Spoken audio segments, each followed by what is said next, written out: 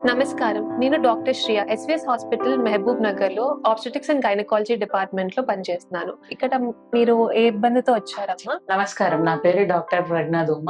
మహబూబ్ నగర్ నుంచి వచ్చా.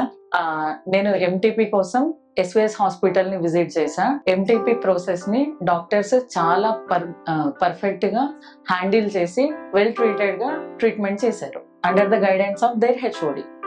మా భార్య ఈ తన ఎంటీబీ గురించి మేము శ్రీయ మేడం గారికి ఫస్ట్ మొదలు కన్సల్ట్ అయ్యి మా ప్రాబ్లం చెప్పినప్పుడు తను ప్రాబ్లం ఇలా ఉంటది సార్, మీరు ఒకసారి పేషెంట్ మేడం తీసుకొస్తే దానికి తను కరెక్ట్ గా పూర్తిగా మీకు న్యాయం చేయగలుగుతాము, ఆన్ కాల్ లో కాదు అని అంటే మాకు ఎలా రావాలో కూడా ప్రాసెస్, మాకు వెహికల్ లేకపోతే మేడం వాళ్ళే అరేంజ్ చేసి తీసుకొచ్చిన తర్వాత ఏమంటే వచ్చి తీసుకున్నారు.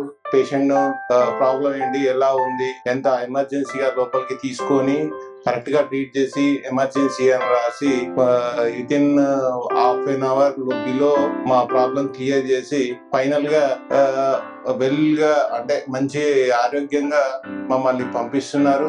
కానీ ఒకటి ఇక్కడ ఏంటంటే మేము అడగగానే మాకు వెహికల్ అరేంజ్ చేశారు. కాకపోతే అదే ఎస్విఎస్ హాస్పిటల్ తరఫున వెహికల్ ఉంటే బాగుంటుండే. వాళ్ళు ఓన్ వెహికల్ లేదంటే బయట వాళ్ళదో తెలియదు, కానీ మాకైతే మేడం వెంబటే రెస్పాండ్ అయ్యి వాళ్ళ హెచ్ఓడి గారు, మేడం గారు, వాళ్ళ స్టాఫ్ గానీ మంచి రిసీవింగ్ గానీ మంచి సర్వీస్ గానీ ఇన్ టైంలో మనకి అడిగిన దానికి పేషెంట్ కి ట్రీట్మెంట్ కంటే ముందు వాళ్ళ సాటిస్ఫాక్షన్, వాళ్ళ ప్రాబ్లం ఏంటి, ఆ ప్రాబ్లమ్ ఎంతవరకు సాల్వ్ చేస్తాము, ఎలా ప్రాసెస్ చేస్తాము, ఎటువంటి ప్రాబ్లం దాన్ని ఎట్లా చేస్తున్నాము అనేది ఫస్ట్ వివరించడం వల్ల ట్రీట్మెంట్ చేసింది బాగానే ఉంది.